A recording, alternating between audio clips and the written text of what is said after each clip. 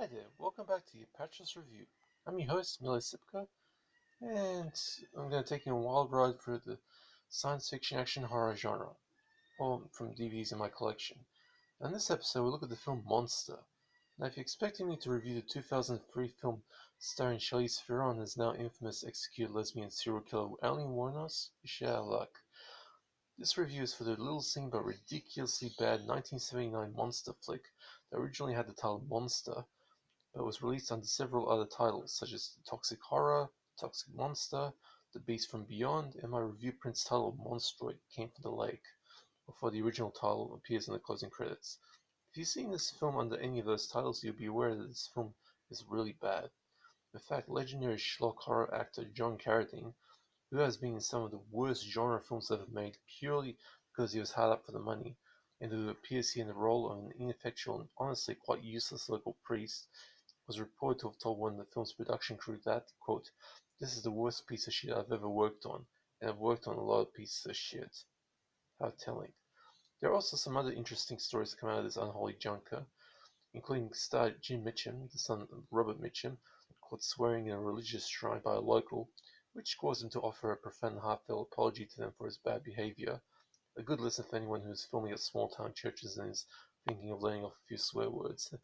And the production crew who were being harassed by filmmaker's young son trying to snare them homemade booby traps. Now, this film was released on a number of public domain labels and VHS and DVD. The highest profile releases this film has had is on the Mill Creek 50 film box set Pure Terror. Now, for the story, the Dorado cement plant in the small Colombian town of Chimoyo has been plagued by reports of its lake being contaminated with industrial pollution from the plant, as well as the local eco-terrorist saboteur trying to destroy it. And to add to that, a nosy reporter and a mysterious sponsor that's been claimed to be responsible for several deaths in the area. The head of the Dorado company sends his chief troubleshooter Bill Travis to the town to settle things down. He initially doesn't believe the reports of the monster, but after the plant's secretary is killed by the creature, and a pair of teenagers manage to get photographic proof of its existence, Travis teams up with an executive who is the secretary's former lover to destroy the monster and also to ward off the saboteur. Now, Monster is pretty much one of the worst creature features to come out of the 1970s, and the main cause for its formidable badness is quite simply that it's boring. Really fucking boring. The film was really directed by 1950s B-grade genre director Herbert L. Strock, but was credited to Kenneth Hartford, who was a producer and wrote part of the script, who at least on this part did the scenes starring his own children, but took the credit for the whole thing. Strock told Fangoria magazine in 1984 that the film was mostly his work and the crew backed him up on that. Interesting claim that is. Look, I'm all for people having the right to rightfully claim what they have legitimately produced, but the problem with this one is why would anyone really want to claim to have directed something as bad as this thing? Maybe for the infamy, since a bad movie called might treat him as a VOP or something.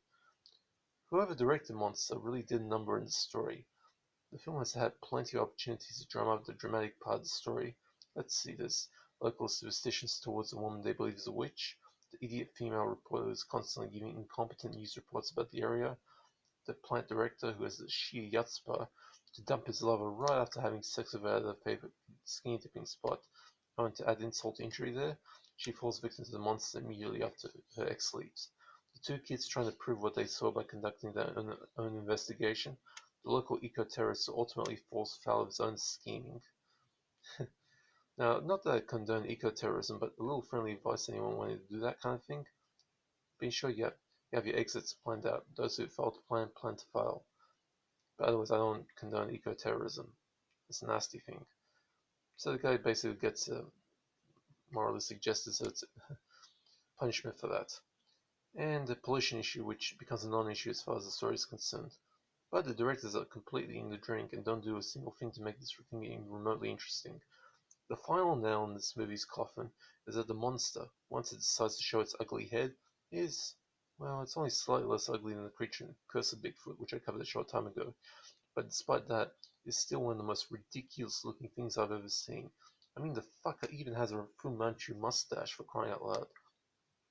It's utterly hilarious. That kind of shit you don't see every day, so I guess that's about the only thing I can say that is even remotely in the positive about this film. Anyway, the monster's silly look is the least of this film's problems, the sheer boredom being the Major one. Oh, and the behavior of the hero's boss is really something to behold. The way he keeps touching the backside of his secretary, with these days having been dragged to have serious chat with a judge, or slapped with a sexual harassment lawsuit. He is also alarmingly foul-mouthed for somebody in his position. I mean, I don't mean that he swears too much, but he just does it at the worst times. I've already mentioned the executive who dumps his girlfriend right after doing the nasty with her. Man, that guy's a serious piece of work. Anyway, this film's completely bunk as hell. Now for the gore report. And this film claims twice in the opening credits to be based on a true story. Apparently in June 1971 in Colombia, but there's not really any way you can verify that. As for the gore report, there is a mutilated corpse scene but very little actual gore. As for nudity, the jilted secretary, played by Coral Castle, is seen swimming naked, although due to the poor quality of the review print you won't see anything. There are at least 4 occasions to check her body out.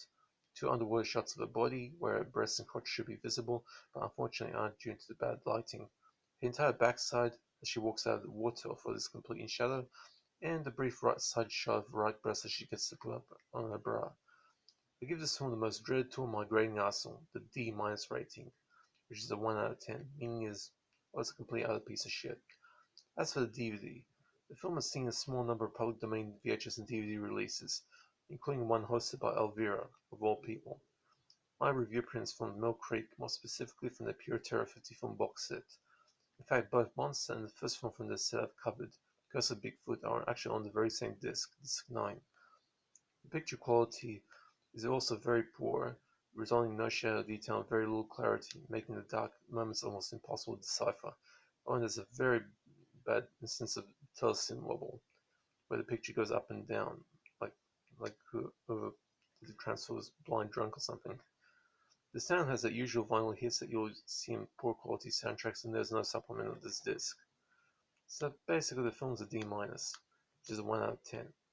A very, very bad film, but also very boring. Alright, the ending, the climax where the monster's being chased by a helicopter, that might be a little bit entertaining, but still, it's very bad. Even John Carradine doesn't like it. Anyway, that's it for this review.